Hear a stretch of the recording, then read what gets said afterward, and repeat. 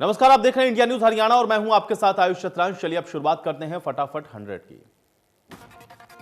दिल्ली से सटे गाजियाबाद में एक बड़ा हादसा हुआ। एक शमशान घाट में छत धंस गई। इस हादसे में 15 से ज्यादा लोगों की मौत हो गई है। कई लोग घायल बताए जा रहे हैं। यह हादसा गाजियाबाद थाने के मुरादनगर इलाके में हुआ है। गाजियाबाद पुलिस ने रेस्क्यू ऑपरेशन की टीम घटनास्थल पर पहुंची, राहत और बचाव के काम में जुट गई।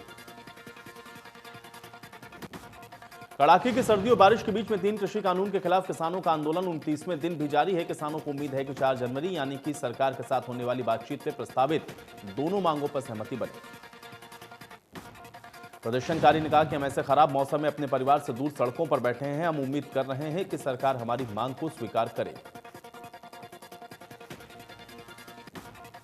किसानों ने आंदोलन की आगामी रणनीति का पूरा खाका तैयार किया है। बात न बनने की सूरत में 6 से 20 जनवरी तक किसान जागृति अभियान की घोषणा की गई।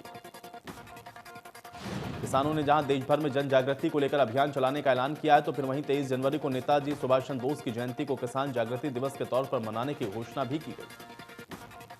किसानों ने सरकार पर आंदोलन को गुमराह करने का एक बार फिर से आरोप लगाया। साथ ही किसानों ने यह भी साफ किया है कि उनके आंदोलन को शाहीन बाग बनाने की कोशिश न हो।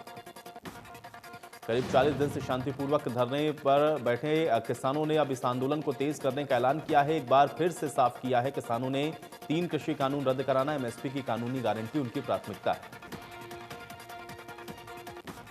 किसानों को लेकर पंजाब का सीएम और राज्यपाल में ठन गई है। दोनों राजनेता आमने सामने आ गए हैं। प्रदेश में किसानों के टावर तोड़े जाने को लेकर राज्यपाल वीपी सिंह बदनौर ने राज्य के मुख्य सचिव और डीजीपी को समन किया। मुख्य सचिव और डीजीपी को भेजे राज्यपाल के समन पर सीएम अमरिंदर सिंह ने अपने अधिकारियों का बचाव करते हुए कहा कि मोबाइल टावर की मरम्मत की जा सकती है, लेकिन बॉर्डर पर मरने वाले किसानों को वापस नहीं लाया जा सकता। नेता प्रतिपक्ष भूपेंद्र हुड्डा ने कहा कि किसानों की मांगे पूरी तरह से जायज हैं। यह आंदोलन पूर्ण रूप से लोकतांत्रिक और शांतिप्रिय तरीके से चल रहा है। हुड्डा ने कहा कि दिल्ली बॉर्डर समेत पूरे प्रदेश में कड़कड़ाती ठंड में खुले आसमान के नीचे किसानों का धरना जारी है। अगर सरकार अपनी हट से पीछे नहीं हटती है तो किसान भी पीछे नहीं हटेंगे। पलवल में कृषि कानून के विरोध में चल रहे किसानों के धरने प्रदर्शन में कांग्रेस प्रदेश अध्यक्ष कुमारी सैलजा भी पहुंची। कहा कांग्रेस इन बिलों के विरोध को करते हुए पहले ही दिन से किसानों के साथ खड़ी। सैलजा ने कहा कि इन कानूनों के साथ लोकतंत्र का गला घोटने की कोशिश भी हो रही है। उन्होंने केंद्र सरकार पर पूंजीपतियों का साथ देने का आरोप लगाते हुए कहा कि सरकार वार्ता का ढोंग कर रही है। टीकरी बॉर्डर पर आंदोलन में शामिल होने आए एक और किसान की मौत हो गई है। टलकला गांव के जगबीर की हार्ट अटैक से मौत हुई। कैथल के नजदीक गांव थाना टोल प्लाजा पर किसानों को समर्थन देने पहुंचे दीपेंद्र हुड्डा ने कहा किसान आंदोलन की गंभीरता को सरकार समझे, 3 कृषि कानूनों को वापस ले। 4 जनवरी को केंद्र के साथ होने वाली किसानों की मीटिंग से पहले भारतीय किसान यूनियन के नेता गुरनाम सिंह चंडूरी ने घरौंडा में बड़ा बयान दिया।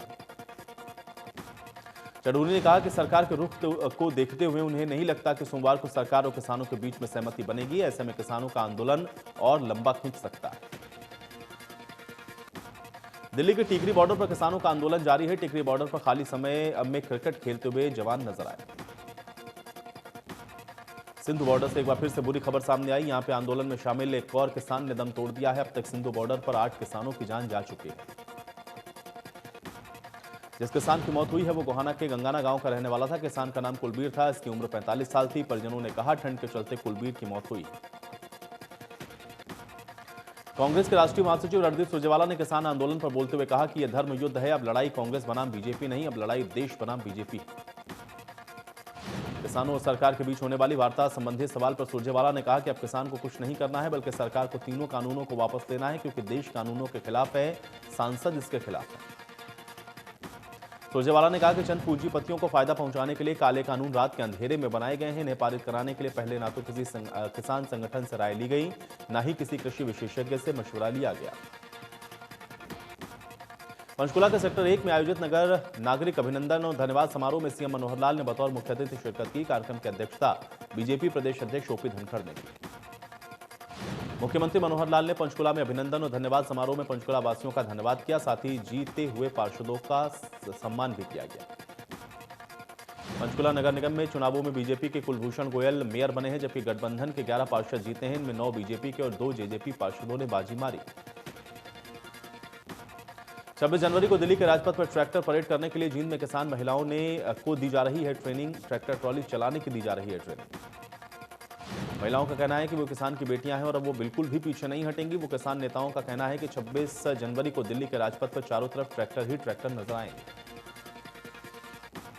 पंचकुला में लाखों मुर्गियों के अचानक मरने की खबर सामने आई है। मामला बरवाला रायपुर रानी क्षेत्र का है, जहां पे पोल्ट्री फार्म में लाखों की संख्या में मुर्गियों ने दम तोड़ दिया। अब इस मामले को लेकर पशुपालन विभाग के अधिकारियों ने रिपोर्ट मांगी है। अधिकारी यह पता लगाने की कोशिश में लगे हैं कि आखिर इतनी संख्या में मुर्गियां कैसे मरी। पशुपालन और डेयरी विभाग की टीम पोल्ट्री फार्म में ब्लड और प्रैक्टिकल सैंपल ले चुकी है। ये सैंपल डॉक्टर कोमल पशु चिकित्सालय डीडीएलए लैब पंचकुला के देखरेख में लिए गए। सभी सैंपल्स को अलग अलग लैब में जांच के लिए भेजा गया है। रिपोर्ट आने के बाद पता चलेगा कि आखिर किस वायरस के चलते इन मुर्गियों ने दम तोड़ा। यमुनानगर में एक युवती ने सोशल मीडिया के जरिए जान पहचान के बाद रेप करने का मामला सामने आया है। आरोपों के मुताबिक शादी का झांसा भी दिया गया, साथ ही एमएमएस बनाकर 1.5 लाख रुपए की ठगी भी की गई। महिला थाना प्रभारी के मुताबिक 29 दिसंबर को महिला ने थाने में बयान दर्ज करवाया। शिकायत के मुताबिक पुणे में रहने वाले शख्स ने शादी का झांसा देकर उसके साथ कई बार बलात्कार किया। पुणे पुलिस ने की सहायता से आरोपी को गिरफ्तार किया गया है। उसे 4 दिन के रिमांड पर भी भेजा गया है। पुलिस ने लोगों से अपील की है कि सोशल मीडिया के परिचितों पर भरोसा न करें। फरीदाबाद में जमीन को लेकर 2 पक्षों के बीच में विवाद हो गया। फतेहपुर बिल्लौज गांव में 2 समाज आमने सामने आ गए। दरअसल ये पूरा विवाद अंबेडकर की प्रतिमा की जगह को लेकर। एक पक्ष का दावा है कि जिस जगह अंबेडकर की प्रतिमा लगी है वो जमीन उस समाज की है, जबकि दूसरा पक्ष उस जमीन पर अपना दावा ठोक रहा है। गांव में भारी पुलिस बल को तैनात किया गया। एस्टेट की परीक्षा होने के बाद अब आंसर शीट जारी कर दी गई है। बोर्ड अध्यक्ष डॉक्टर जगबीर सिंह ने इंडिया न्यूज हरियाणा से बोलते हुए कहा है कि इसी महीने घोषित किया जाएगा एस्टेट का परीक्षा परिणाम। आईएएस अमित कुमार अग्रवाल को सीएम मनोहर लाल का अतिरिक्त प्रधान सचिव बनाया गया है। प्रदेश सरकार ने जारी किए अमित अग्रवाल की नियुक्ति के आदेश। करनाल के बस्ताड़ा टोल प्लाजा पर कृषि कानून के विरोध में सैकड़ों किसानों ने टोल प्लाजा पर धरना दिया हुआ है। किसानों के समर्थन में सामाजिक संस्था से जुड़ी महिलाएं भूख हड़ताल पर बैठ गईं। सोनीपत के गांव धरिया में नए साल पर अपने दोस्त से मिलने आई युवक की डंडों से पीटकर और फरसे से हमला करके गंभीर रूप से घायल करके उसको गांव के बाहर फेंक दिया गया। इलाज के दौरान उसकी मौत हो गई। पुलिस ने मृतक के भाई की शिकायत पर 5 आरोपियों के खिलाफ हत्या का मुकदमा दर्ज करवाया है। शव को पोस्टमार्टम के लिए भेज दिया गया। निकिता हत्याकांड के 70 दिन पूरे होने के बाद भी निकिता के परिवार को पूरी तरह से न्याय नहीं मिला है। इसको लेकर के सर्व समाज के लोगों की तरफ से निकिता के घर पर बैठक आयोजित की गई। इसमें निकिता का परिवार शामिल हुआ। निकिता के पिता मूलचंद तोमर ने कहा कि उनकी मांग है कि बल्लभगढ़ में बन रहे गवर्नमेंट गर्ल्स कॉलेज का नाम निकिता के नाम पर रखा जाए। इसी के साथ निकिता के भाई को योग्यता के अनुसार सरकारी नौकरी मिले और परिवार को आर्थिक मदद दी जाए। जम्मू कश्मीर के राजौरी जिले के नौशेरा सेक्टर में पाकिस्तानी गोलीबारी में शहीद हुए झज्जर के कस्बा सलवास के शहीद रविंद्र जाखड़ का सैन्य सम्मान के साथ अंतिम संस्कार किया गया। शहीद की पत्नी राजवंती ने अपने पति की शहादत पर गर्व जताया। कहा कि वो अपने दोनों बच्चों को देश सेवा के लिए फौज में भर्ती करवाएंगे। गोहाना में लगातार चोरों के हौसले बुलंद हो चुके हैं। गोहाना सिविल रोड पर चोरों ने एक बिजली की दुकान में रखा सामान लिया और फरार हो गए।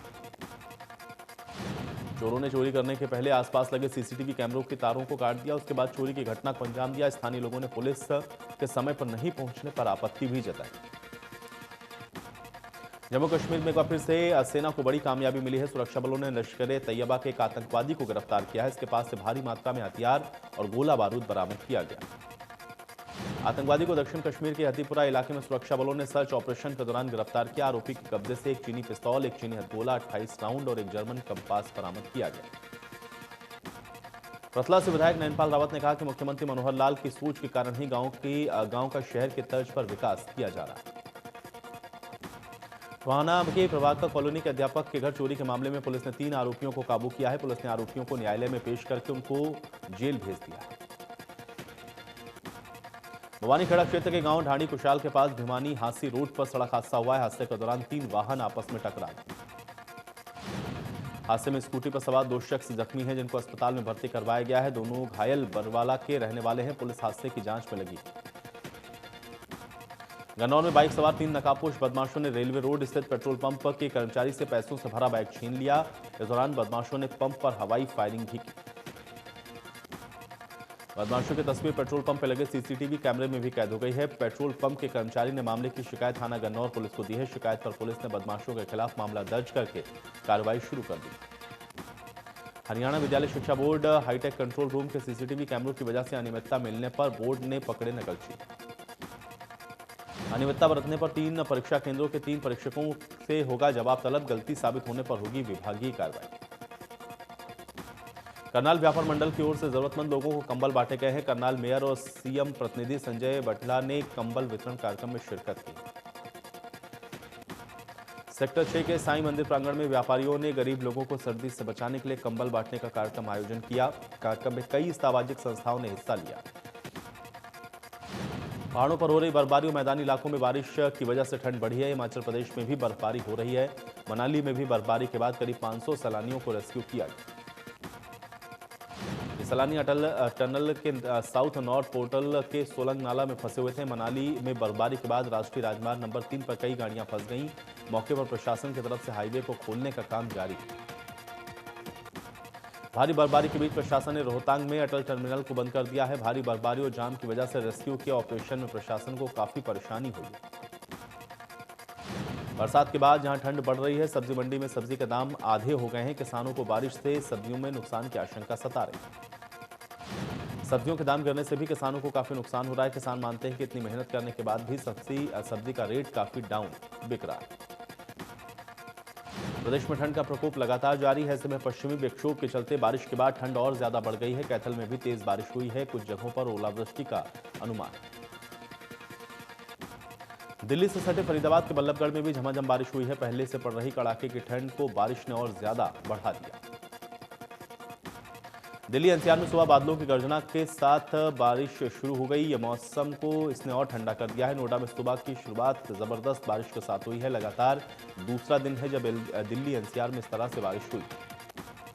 इससे पहले शनिवार को भी दिल्ली से सटे और आसपास के इलाके जिसमें नोएडा गाजियाबाद में बारिश हुई है। मौसम विभाग के वैज्ञानिकों के पूर्वानुमान में बताया गया कि पश्चिमी विक्षोभ का असर दिल्ली सहित उत्तर पश्चिमी भारत के कई इलाकों में देखने को मिल रहा है और इसी वजह से दिल्ली, हरियाणा, उत्तर प्रदेश समेत कई स्थानों पर मौसम में बदलाव महसूस किया गया है। शनिवार को दिल्ली के अलग अलग इलाकों में और एनसीआर में बारिश हुई। राजधानी समेत उत्तर भारत में ठंड बढ़ने से शीतलहर की स्थितियां उत्पन्न हो गई हैं। ऐसे में बच्चे और बुजुर्गों के स्वास्थ्य पर विशेष ध्यान देने की सलाह दी गई। कोरोना वैक्सीन पर drug controller general of India यानी कि डीसीजीआई ने 2 स्वदेशी वैक्सीन के आपात इस्तेमाल को मंजूरी दी है। सीरम इंस्टीट्यूट की कोविशील्ड और भारत बायोटेक की कोवैक्सीन को डीसीजीआई की अंतिम मंजूरी मिल चुकी है। अब ये वैक्सीन देश के आम लोगों को लगाई जाएंगी। इससे पहले सब्जेक्ट एक्सपर्ट कमेटी ने 1 जनवरी को कोविशील्ड और 2 जनवरी को कोवैक्सीन के इमरजेंसी इस्तेमाल की अनुमति की सिफारिश डीसीजीआई से की। डीसीजीआई के निदेशक विजय सोमानी ने बताया कि दोनों ही वैक्सीन पूरी तरह से सुरक्षित हैं और इसका इस्तेमाल इमरजेंसी की स्थिति में किया जा सकेगा। डीसीजीआई के मुताबिक दोनों ही वैक्सीन की 2-2 डोज इंजेक्शन के रूप में दी जाएंगी।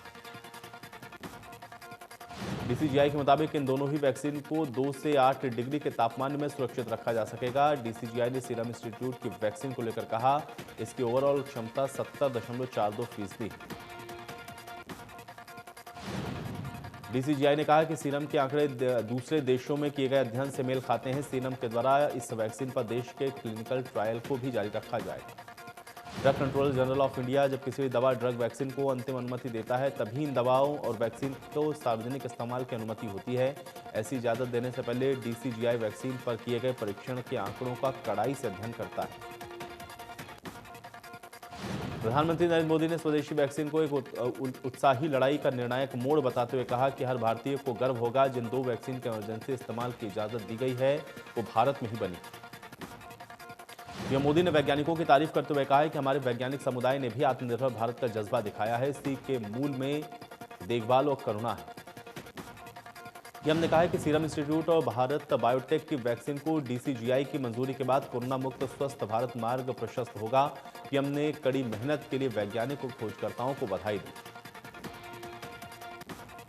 कोरोना वैक्सीन को मंजूरी मिलने के बाद सीएम मनोहर लाल ने भी ट्वीट करके पीएम मोदी के नेतृत्व की सराहना की। उन्होंने लिखा कि यह गर्व का क्षण है, हमारे कुशाग्र वैज्ञानिकों की बनाई स्वदेशी वैक्सीन को मंजूरी मिल गई।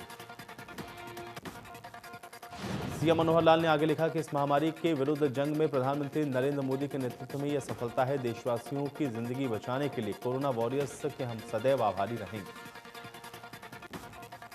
नेता प्रतिपक्ष भूपेंद्र हुड्डा ने कोवैक्सीन पर बोलते हुए कहा है कि वैक्सीन बनाने वाले वैज्ञानिकों को मेरा सलाम, बड़ी मेहनत से बनाई है वैक्सीन, लोगों को होगा इसका लाभ। कोरोना वैक्सीन के स्टोरेज बंदोबस्त तो वैक्सीन की मंजूरी मिलने के बाद जल्द ही देश में टीकाकरण शुरू होने की उम्मीद है। कमीशन को लेकर के स्वास्थ्य विभाग भी तैयार। देश भर में 719 जिलों में 57,000 से अधिक लोगों को ट्रेनिंग दी जा चुकी है। स्वास्थ्य मंत्रालय के द्वारा मिली जानकारी के मुताबिक कोविन नाम के डिजिटल प्लेटफॉर्म के जरिए लाभार्थी को ट्रैक किया जाएगा।